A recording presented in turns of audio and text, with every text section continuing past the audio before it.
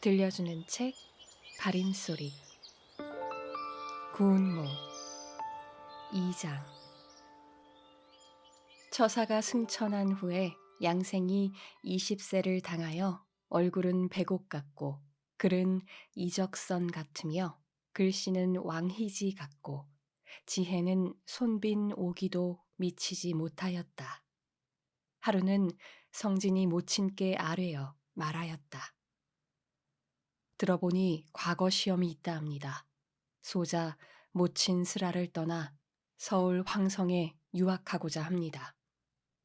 유 씨가 그의 뜻이 본디 평범하지 않음을 보고 만리 밖에 보내기 민망하지만 공명을 얻어 가문을 보전할까 한다 하고 즉시 봉황이 새겨진 금 비녀를 팔아 행장을 차려주니 양생이 모친께 하직하고 한필 나귀와 삼척 서동을 데리고 떠났다. 한 곳에 도달하니 수양버들이 있었는데 그 가운데 한 작은 누각이 있어 단청은 밝게 빛나고 향기 진동하니 이 땅은 화주 화음현이었다. 소유가 추농을 이기지 못하여 버들을 비스듬히 잡고 양류사를 지어 읊으니 그 글은 다음과 같았다. 버드나무 푸르러 배 짠 듯하니 긴 가지 그림 같은 누각에 드리웠구나. 원컨대 부지런히 심으세요. 이 버들이 가장 멋지다오. 또 하였으되 버드나무 어찌 이리 푸르고 푸를까. 긴 가지 비단 기둥에 드리웠구나. 원컨대 그대는 잡아 꺾지 마오. 이 나무가 가장 다정하다오. 하고 읊으니 그 소리 청아하여 옥을 깨치는 듯 하였다. 이때 그 누각 위에 옥 같은 처자가 있으니 이제 막 낮잠을 자다가 그 청아한 소리를 듣고 잠을 깨어 생각하되 이 소리는 필연 인간의 소리가 아니다. 반드시 이 소리를 찾으리라. 하고 베개를 밀치고 주렴을 반만 걷고 옥난간에 비껴서서 사방을 두루 볼 때 갑자기 양생과 눈이 마주치니 그 처자의 눈을 초생딸 같고 얼굴은 빙옥 같으며 머리굽이가 헝클어져 귀 밑에 드리워졌고 옥비녀는 비스듬히 옷깃에 걸친 모양이 낮잠 자던 흔적이었다. 그 아리따운 거동을 어디 다 헤아리겠는가. 이때 서동이 객점에 가 묵을 것을 잡고 와 양생께 고하여 저녁밥이 다 되었으니 행차하십시오. 라고 하자 그 처자가 부끄러워 주렴을 거두고 안으로 들어갔다. 양생이 홀로 누각 아래에서 속절없이 바라보니 지는 날 빈 누각에 향내뿐이었다. 지척이 천리되고 약수가 멀어지니 양생이 할 수 없이 서동을 데리고 객점으로 돌아와 애만 태웠다. 대개 이 처자의 성은 진씨요 이름은 채봉이니 진어사의 딸이다.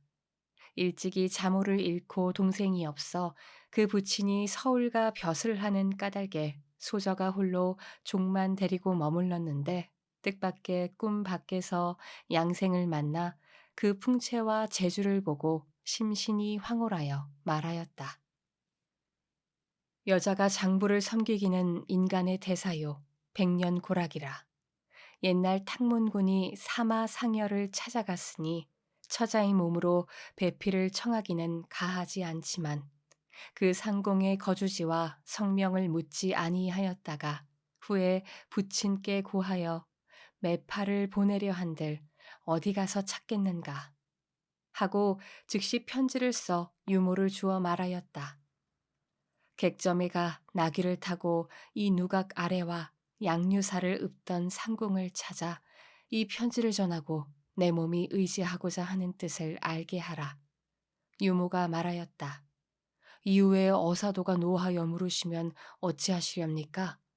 소저가 말하였다. 이는 내가 당할 것이니 염려치 말라. 유모가 말하였다. 그 상공이 이미 배필을 정하였으면 어찌하시렵니까? 소저가 한참을 생각하다 말하였다. 불행히도 배필을 정하였으면 이 상공의 소첩됨이 부끄럽지 아니할 것이다. 또 그 상공을 보니 소년이어서 취저하지 아니하였을 것이니 의심 말고 가라.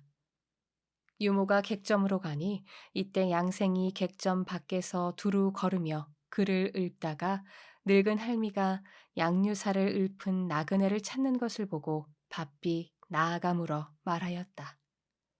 양류사는 내가 읊었는데 무슨 일로 찾는가? 유모가 말하였다. 여기서 할 말씀이 아니오니 객점으로 들어가십시오. 양생이 유모를 이끌고 객점에 들어가 급히 물으니 유모가 말하였다. 양류사를 어디서 읊으셨습니까? 양생이 대답하여 말하였다. 나는 먼 지방 사람으로 지나가다가 마침 한 누각을 보니 양류춘색이 볼만하기에 흥에 겨워 시 한 수를 읊었는데 어찌 묻는가? 유모가 말하였다. 낭군께서 그때 상면한 사람이 있으십니까? 양생이 말하였다. 마침 하늘의 신선이 누각에 있어 아리따운 거동과 기이한 향내가 이제까지 눈에 있어 잊지 못한다. 유모가 말하였다. 그 집은 진어사 댁이요 처자는 우리 소저인데 소저가 마음이 총명하고 눈이 밝아 사람을 잘 알아 잠깐 상공을 보시고 몸을 의탁고자 하되 어사께서 바야흐로 경성에 계시니 이후로 매파를 통하고자 한들 상공이 한 번 떠난 후에는 종적을 찾을 길이 없어 노첩으로 하여금 사시는 곳과 성명과 취처 여부를 알고자 하여 왔습니다. 생이 크게 기뻐하여 말하였다. 내 성은 양씨요, 이름은 소유요, 집은 초나라 수주 고을이요. 나이 어려 배필을 정하지 못하였고 노모가 계시니 혼례를 지내기는 서로 부모께 고하여 해야겠지만 배필 정하기는 한마디로 결단하겠다. 유모가 크게 기뻐하여 봉한 편지를 내어드리자 떼어보니 양류사의 화답한 글이었다. 그 글에 다음과 같이 쓰여 있었다. 누각 앞에 양류를 심기는 낭군의 말맥에 함입니다. 어찌 이 버들을 꺾어 채를 만들어 장대길로 가기를 향하시는지요. 양생이 이 글을 보고 탄복하여 말하였다. 옛날 왕유와 이백이라도 미치지 못할 것입니다. 즉시 채전을 빼어 한 수 글을 지었어서 유모를 주니 그 글은 다음과 같았다. 양류 천만실이 실마다 마음을 맺었습니다. 원컨대 달 아래 만나 즐거운 봄 소식을 맺을까 하오. 유모가 받아 품 안에 넣고 객점 문 밖에 나가자 양생이 다시 불러 말하였다. 소저는 진땅 사람이요. 나는 촛땅 사람이라서 산천이 멀리 떨어져 있으니 소식을 통하기가 어렵다. 하물며 오늘날 이룬 징표가 없으니 생각건대 달빛을 타 서로 상대하여 굳게 약속하여 정함이 어떠한가. 노모가 허락하고 가서는 즉시 돌아와 소저의 말씀을 양생에게 전하여 말하였다. 성례 전에 서로 보기가 지극히 편치 못하지만 내 그대에게 의탁하고자 하는데 어찌 말씀을 어기겠습니까? 밤에 서로 만나보면 남의 말도 있을 것이요. 부친이 아시면 반드시 죄를 주실 것이니 원컨대 밝은 날 길에서 만나 약속을 정하는 것이 좋을 듯합니다. 양생이 이 말을 듣고 탄식하며 말하였다.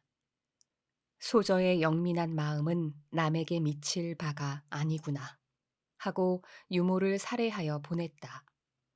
양생이 객점에서 자는데 마음에 잊혀지지 않아 잠을 이루지 못하고 새벽 닭 우는 소리를 기다리더니 한참 후에 날이 장차 밝으려 하자 생이 서동을 불러 말을 먹이는데 갑자기 큰 규모의 군대가 들어오는 소리가 나 문득 바라보니 천지가 진동하였다. 생이 크게 놀라 옷을 떨쳐 입고 문 밖에 내달아보니 피난하는 사람들이 분주하게 달아나거늘 생이 황망히 연고를 묻자 신책 장군 구사량이란 사람이 나라를 배반하여 자칭 황제라 하고 군병을 일으키자 천자께서 진노하시어 신책의 대병을 단번에 쳐 파하니 도적이 패군하여 온다 하거늘 생이 더욱 크게 놀라 서동을 재촉하여 피난하여 도망할 때 갈 바를 몰라 남전산으로 들어가 피하고자 하였다. 아이를 재촉하여 들어가며 좌우를 살펴 산수를 구경하다가 문득 보니 절벽 위에 수간 초당이 있는데 구름에 가렸고 하계 소리가 들리거늘 분명 인가가 있다 하고 바위 사이 돌길로 올라 찾아가니 한 도사가 자리 위에 비스듬히 앉았다가 양생을 보고 기뻐하여 물어 말하였다. 너는 피난하는 사람이니 반드시 회남 양처사의 아들이 아니냐? 양생이 나아가 재배하며 눈물을 머금고 대답하여 말하였다. 소생은 양처사의 아들입니다. 아비를 이별하고 다만 어미를 의지하여 재주가 심히 마련하나 망령되이 유행으로 과거를 보려 화음 땅에 이르렀는데 난리를 만나 살기를 도모하여 이곳에 와 오늘날 선생을 만나 부친의 소식을 듣기는 하늘이 명하신 일입니다. 이제 대인의 궤장을 모셨으니 엎드려 빌건대 부친은 어디 계시며 건강은 어떠하십니까? 원컨대 한 말씀을 아끼지 마십시오. 도사가 웃으며 말하였다. 네 부친이 아까 자각봉에서 나와 바둑을 두었는데 어디로 간 줄을 알겠느냐. 얼굴이 아이 같고 머리카락이 새지 아니하였으니 그대는 염려치 말라. 양생이 또 울며 청하여 말하였다. 원컨대 선생의 도움으로 부친을 뵙게 하십시오. 도사가 웃으며 말하였다. 부자간 지극한 정의 중 하나 신선과 범인이 다르니 보기 어렵다. 또 삼산이 막연하고 십주가 아득하니 네 부친의 거취를 어디 가서 찾겠는가. 너는 부질없이 슬퍼 말고 여기서 머물며 난리가 평정된 후에 내려가거라. 양생이 눈물을 씻고 앉았는데 도사가 갑자기 벽 위에 검은 고를 가리켜 말하였다. 너는 저것을 하느냐? 생이 대답하여 말하였다. 소자가 좋아하지만 선생을 만나지 못하여 배우지는 못하였습니다. 도사가 동자를 시켜 검은 고를 내려와 세상에 전해지지 않은 네 곡조를 가르치니 그 소리는 청아하고 맑고 또렷하여 인간 세상에서 듣지 못하던 소리였다. 도사가 생에게 타라고 하자 양생이 도사의 곡조를 본받았하니 도사가 기특히 여겨 옥통소 한 곡조를 불며 생을 가르치니 생이 또 능히 따라하였다. 도사가 크게 기뻐하여 말하였다. 이제 한 검은고와 한 퉁소를 너에게 주니 잃어버리지 말거라. 이후에 쓸 때가 있을 것이다. 생이 감사히 절을 하고 말하였다. 소생이 선생을 만나기도 부친의 인도하심이요. 또 선생은 부친의 친구이시니 어찌 부친과 다르겠습니까? 바라건대 선생을 모셔 제자가 되고 싶습니다. 도사가 웃으며 말하였다. 인간의 공명이 너를 따르니 네 아무리 하여도 피하지 못할 것이다. 어찌 나와 같은 노부를 쫓아 속절없이 늙겠느냐. 말년에 네 돌아갈 곳이 있으니 우리와 상대할 사람은 아니다. 양생이 다시 재배하고 말하였다. 소자가 화음 땅에 진씨 여자와 혼사를 의논하였는데 난리에 바쁘게 도망하였으니 이 혼사가 되겠습니까? 도사가 웃으며 말하였다. 네 혼사는 여러 곳에 있지만 진씨와의 혼사는 어두운 밤 같으니 생각지 말아라. 양생이 도사를 모시고 자는데 문득 동방이 밝았다. 도사가 생을 불러 말하였다. 이제 난이 평정되었고 과거는 다음 봄으로 기한이 옮겨졌다. 대부인이 너를 보내고 주야로 염려하시니 어서 가거라. 하고 행장을 차려주었다. 양생이 상하에 내려 재배하고 검은고와 퉁소를 가지고 동구 밖으로 나와 돌아보니 그 집이며 도사는 간데 없었다. 처음에 양생이 들어갈 때는 춘삼월이어서 화초가 만발하였는데 나올 때에는 국화가 만발하였기에 이상하게 여겨 행인에게 물으니 추 8월이었다. 어찌 도사와 하룻밤 잔 것이 이토록 오래인가. 헛된 것이 세상이로다. 양생이 나귀를 재촉하여 몰아 진어사 집을 찾아오니 양류는 간데없고 집이 다 쑥밭이 되어 있었다.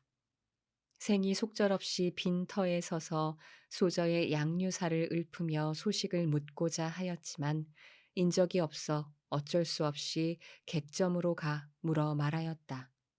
저 진어사 가솔이 어디로 갔는가? 주인이 탄식하며 말하였다. 상공이 듣지 못하셨군요. 진어사는 역적에 참여하여 죽고 그 소전은 서울로 잡혀갔는데 혹 죽었다 하고 혹 궁중 노비가 되었다 하니 자세히 알지 못하겠습니다. 양생이 이 말을 듣고 슬픔을 이기지 못하여 말하였다. 남전산 도사가 진씨 혼사는 어두운 밤 같다 하더니 진소전은 분명히 죽었구나. 하고 즉시 행장을 꾸려 출발해 수주로 향하였다. 이때 유씨가 생을 보낸 후에 경성이 어지러움을 듣고 주야로 염려하더니 문득 생을 보내고 내달아 붙들고 울며 죽었던 사람을 다시 본 듯하였다. 작년 횡성에 가 난리 중에 위태로운 지경을 면하고 살아와 모자가 다시 상련하기도 천행이요. 또 네 나이가 어리니 공명은 바쁘지 아니하나 내 너를 만류치 아니함은 이 땅이 좁고 또 궁벽하기 때문이다. 네 나이 16세니 배필을 구할 것이지만 가문과 재주와 얼굴이 너와 같은 사람이 없구나. 경성 춘명문 밖에 자청관에 두련사라 하는 사람은 나의 외사촌 형제다. 지혜가 넉넉하고 기계와 도량이 평범치 않아 모든 명문 귀족을 다 알고 있다. 내가 편지를 붙이면 반드시 너를 위하여 어진 배필을 구해줄 것이다. 하고 편지를 주거늘 생이 행장을 차려 하직하고 떠났다. 낙양 땅에 이르니 낙양은 천자가 머무는 수도이다. 번화한 풍경을 구경코자 하여 천진교에 이르니 낙숫물은 동정호를 지나 천리 밖으로 흐르고 다리는 황룡이 구비를 편 듯한데 다리가에 한 누각이 있으니 단청은 찬란하고 난간은 층층하였다. 금한장을 한 좋은 말들은 좌우에 매어 있고 누각의 비단 장막은 은은한 가운데 온갖 풍류 소리가 들리거늘 생이 누각 아래에 다다라 물어 말하였다. 이 어떠한 잔치인가? 다 이르되 모든 선비가 일대 이름난 기생을 데리고 잔치합니다. 양생이 이 말을 듣고 치흥을 이기지 못하고 말에서 내려 누각 위에 올라가니 모든 선비가 미인 수십 사람을 데리고 서로 좋은 자리 위에 앉아 떠들썩하며 담소가 단란하다가 양생의 거동과 풍채가 깨끗함을 보고 다 일어나 읍하여 맞아 앉았다. 성명을 통한 후에 노생이라 하는 선비가 물어 말하였다. 네, 양형의 행색을 보니 분명 과거를 보러 가십니까? 생이 말하였다. 과연 재주는 없지만 굿이나 보러 가거니와 오늘 잔치는 한갓 술만 먹고 노는 일이 아니라 문장을 다투는 뜻이 있는 듯합니다. 소재와 같은 사람은 먼 지방 미천한 사람으로 나이가 어리고 견식이 심히 천하고 비루하니 용렬한 재주로 여러 공의 잔치에 참여함이 극히 외람됩니다. 모든 선비가 양생이 나이가 젊고 언어가 겸손함을 보고 오히려 쉽게 여겨 말하였다. 과연 그러하지만 양형은 후에 왔으니 그를 짓거나 말거나 하고 술이나 먹고 가시오. 하고 이어서 잔 돌리기를 재촉하고 온갖 풍류를 일시에 울리게 하였다. 생이 눈을 들어보니 모든 창기는 각각 풍악을 가지고 즐겼지만 한 미인이 홀로 풍류도 아니하고 말도 아니하며 앉았는데 아름다운 얼굴과 얌전한 태도가 정말로 국색이었다. 한 번 보자 정신이 황홀하여 정처가 없고 그 미인도 자주 추파를 들어 정을 보내는 듯 하였다. 생이 또 바라보니 그 미인의 앞 흰 옥으로 된 책상에 글 지은 종이가 여러 장 있거늘 생이 여러 선비를 향하여 읍하고 말하였다. 저 글이 다 모든 형들의 글입니까? 주옥 같은 글을 구경함이 어떠합니까? 여러 선비가 미처 대답하지 못할 때 그 미인이 급히 일어나 그 글을 받들어 양생 앞에 놓거늘 양생이 차례로 보니 그 글이 놀라운 글귀가 없고 평범하였다. 생이 속으로 말하였다. 낙양은 인재가 많다 하더니 이것으로 보면 헛된 말이로다. 그 글을 미인에게 주고 선비께 읍하여 말하였다. 궁벽한 벽지에 미천한 선비가 상국의 문장을 구경하니 어찌 즐겁지 아니하겠습니까? 이때 여러 선비가 술이 다 취하여서 웃으며 말하였다. 양형은 다만 글만 좋은 줄 알고 더욱 좋은 일이 있는 줄을 알지 못하는구려. 양생이 말하였다. 소재가 모든 형의 사랑함을 입어 함께 취하였는데 더욱 좋은 일을 어찌 말하지 아니하십니까? 왕생이라 하는 선비가 웃으며 말하였다. 낙양은 예부터 인재의 고장이요. 이번 과거의 방목 차례를 정하고자 하는데 저 미인의 성은 개요. 이름은 서멀이요. 한갓 얼굴 아름답고 가무 출중한 뿐 아니라 그를 알아보는 슬기 또한 신통하여 한번 보면 과거의 합격과 낙제를 정하기에 우리도 글을 지어 계량과 오늘 밤 연분을 정하고자 하니 어찌 더욱 좋은 일이 아니겠소. 양형 또한 남자라 좋은 흥이 있거든 우리와 함께 글을 지어 우열을 다툼이 어떠하오. 생이 말하였다. 여러 형들의 글은 지은 지 오래니 누구의 글을 취하여 읊었습니까? 왕생이 말하였다. 아직 불만족해 하고 붉은 입술과 흰 이를 열어 양춘 곡조를 아뢰지 아니하니 분명히 부끄러운 마음이 있어 그러한가 하오. 양생이 말하였다. 소재는 글도 잘 못하거니와 하물며 국외인이라 여러 형과 제주를 다투는 것이 미안합니다. 왕생이 크게 말하였다. 양형의 얼굴이 계집 같지만 어찌 장부의 기품이 아니오. 다만 양형이 글 지을 재주가 없다면 할 수 없겠지만 재주가 있다면 어찌 사양하려 하시오.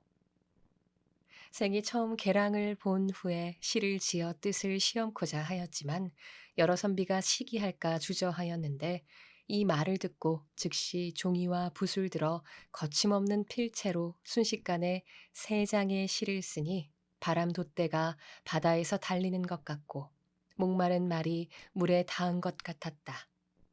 여러 선비들이 시 글귀가 민첩하고 필법이 매우 생생함을 보고 크게 놀라지 않는 사람이 없었다. 양생이 여러 선비를 향해 읍하며 말하였다.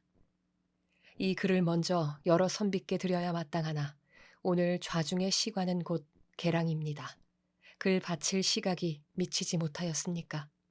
하고 즉시 시 쓴 종이를 계랑에게 주니 계랑이 샛별 같은 눈을 뜨며 옥 같은 소리로 높이 읊자 그 소리는 외로운 학이 구름 속에 우는 듯 짝 잃은 봉황이 달밤에 우지지는 듯하여 진나라의 쟁과 조나라의 검은 고라도 미치지 못할 정도였다. 그 글은 다음과 같았다. 초객이 서유로 입진하니 주룰의 취낙 양춘을 월중 단계를 수선절고 금대 문장이 자유인을 뜻은 다음과 같다. 초나라 손이 서쪽에서 놀다가 길이 진나라에 드니 술집에 와 낙양춘 술에 취하였도다. 달 가운데 붉은 개수나무를 누가 먼저 꺾을꼬 오늘날 문장이 스스로 사람이 있도다. 여러 선비가 처음에 양형을 쉽게 여기어 글을 지으라 하다가 양형의 글이 서멀의 눈에 든 것을 보고 낙담하여 계랑을 돌아보며 아무 말도 못하였다. 양생이 그 기색을 보고 갑자기 일어나 여러 선비에게 하직하고 말하였다. 소재가 여러 형의 가엾게 여겨 돌보심을 입어 술이 취하니 감사하거니와 갈 길이 멀어 종일 다 마치 못하겠습니다. 훗날 곡강연에서 다시 뵙겠습니다. 하고 내려가니 여러 선비가 만류치 아니하였다. 생이 누각에서 내려가자 계랑이 바삐 내려와 생에게 말하였다. 이 길로 가시다가 길가 분칠한 담장 밖에 앵두화가 성한 곳이 바로 첩의 집입니다. 원컨대 상공께서 먼저 가시어 첩을 기다리십시오. 첩 또한 곧 따라가겠습니다. 생이 머리를 끄덕이며 대답하고 갔다. 서머리 누각에 올라가 여러 선비께 고하여 말하였다. 모든 상공이 첩을 더럽게 아니 여기시어 한곡조 노래로 연본을 정하셨으니 어찌하면 좋겠습니까? 여러 선비가 말하였다. 양생은 객이라서 우리와 약속한 사람이 아니니 어찌 거리낄 것이 있겠는가? 서머리 말하였다. 사람이 신의가 없으면 어찌 옳다 하겠습니까? 첩이 병이 있어 먼저 가오니 원컨대 상공들은 종일토록 즐기십시오. 하고 하직하고 천천히 걸어 누각에서 내려가니 여러 선비가 앙심을 품었지만 처음에 이미 언약이 있었고 또 그 냉소하는 기색을 보고 감히 한 말도 못하였다. 이때 생이 객점에 머물다가 날이 저물어 서멀의 집을 찾아가니 서멀이 이미 먼저 와 있었다. 중당을 쓸고 촛불을 켜고 기다리는데 생이 앵두화 나무에 나귀를 메고 문을 두드리며 불러 말하였다. 계랑은 있느냐? 서멀이 문 두드리는 소리를 듣고 신을 벗고 내달아 손을 이끌어 말하였다. 상공께서 먼저 가셨는데 어찌 이제야 오십니까? 생이 웃으며 말하였다. 주인이 손을 기다려야 오르냐, 손이 주인을 기다려야 오르냐. 서로 이끌고 중당에 들어가 옥술잔에 술을 부어 취토록 권한 후에 원앙 금침을 한 가지로 하니 초양대에서 무산 신녀를 만난 듯 낙포 왕모 선녀를 만난 듯 그 즐거움을 어이 다 기록하겠는가. 이럭저럭 밤이 깊었다. 서멀이 눈물을 머금고 탄식하여 말하였다. 첩의 몸을 이미 상공께 의탁하였으니 첩의 사정을 잠깐 생각하십시오. 첩은 조땅 사람입니다. 첩의 부친이 이 고을 태수가 되었는데 불행하여 세상을 버리신 후에 가세가 몰락하고 고향이 멀어서 천리 밖에 반장할 길이 없어 첩의 계모가 첩을 백금을 받고 창가에 팔아 장례를 치르니 첩이 차마 거스르지 못하여 슬픔을 머금고 몸을 굽혀 이제까지 부지하였는데 천행을 입어 낭군을 만나니 해와 달이 다시 밝은 듯합니다. 원컨대 낭군께서 첩을 비루하게 생각지 아니하신다면 물깃는 종이나 될까 합니다. 양생이 말하였다. 나는 본디 가난하여 처첩을 둠이 어려우니 자단께 말씀드려 아내를 삼겠다. 사월이 앉아 말하였다. 낭군께서는 어찌 그런 말씀을 하십니까? 지금 천하의 재주를 헤아리건대 낭군께 미칠 사람이 없습니다. 이번 과거 장화는 하려니와 승상의 인근과 장군의 절월이 오래지 아니하여서 낭군께 돌아올 것이니 천하 미색이 누가 아니 쫓겠습니까? 어찌 저만한 사람으로 아내 삼기를 원하십니까? 낭군은 어진 아내를 구하여 대부인을 모신 후에 첩을 버리시지나 마십시오. 생이 말하였다. 내 일찍이 화음 땅을 지나다가 마침 진가 여자를 보니 그 얼굴과 재주가 계랑과 비슷하였는데 불행하게 죽었으니 어디 가서 다시 어진 아내를 얻겠는가. 서멀이 말하였다. 그 처자는 진어사의 딸 채봉입니다. 진어사가 낙양태수로 오셨던 때에 첩이 그 낭자와 더불어 친하게 지냈습니다. 그 낭자 같은 얼굴과 재주는 과연 얻기 어렵거니와 이제는 속절없이 생각지 마시고 다른 데 구원하십시오. 생이 말하였다. 옛부터 천하 절색이 없다 하니 진낭자와 개낭자가 있는데 또 어디 가서 다시 구하겠는가. 서멀이 웃으며 말하였다. 낭군의 말씀이 진실로 우물한 개구리 같습니다. 우리 창가로 말하면 절색이 셋이 있으니 강남에 만옥연이요, 하북에 적경홍이요, 낙양에 개서멀입니다. 첩은 모처럼 허황된 이름을 얻었지만 만옥연과 적경홍은 진실로 절색입니다. 어찌 천하에 절색이 없다 하겠습니까? 생이 말하였다. 저 두 낭자는 외람되게 개낭과 이름을 가지런히 하였구나. 서멀이 말하였다. 옥녀는 먼지방 사람이라 보지는 못하였지만 경홍은 저와 아주 형제 같으니 경홍의 일생 본말을 대충 고하겠습니다. 경홍은 곧 반주 양민의 딸입니다. 일찍 부모를 잃고 그 고모께 의탁하였는데 10세 때부터 아주 빼어난 미색이 하복의 이름이 자자하여 근방 사람이 천금으로 구하는 사람이 많아 매파가 구름같이 모였지만 경홍이 모두 물리치니 매파가 고모에게 물어 말하였습니다. 동서로 모두 물리치니 어떤 훌륭한 신랑을 구하여야 고모의 뜻에 합당하겠습니까? 대승상에 총애하는 첩이 되고자 하시는가? 아니면 절도사의 부실이 되고자 하시는가? 이름난 선비에게 허락고자 하시는가? 뛰어난 재주를 가진 선비에게 보내고자 하시는가?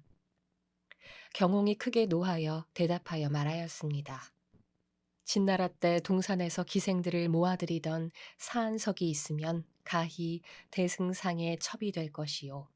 삼국때 사람들에게 곡조 가르치던 주공근이 있으면 가히 절도사의 첩이 될 것이요. 현종조에 청평사를 들이던 한림 학사가 있으면 가히 이름난 선비를 쫓을 것이요.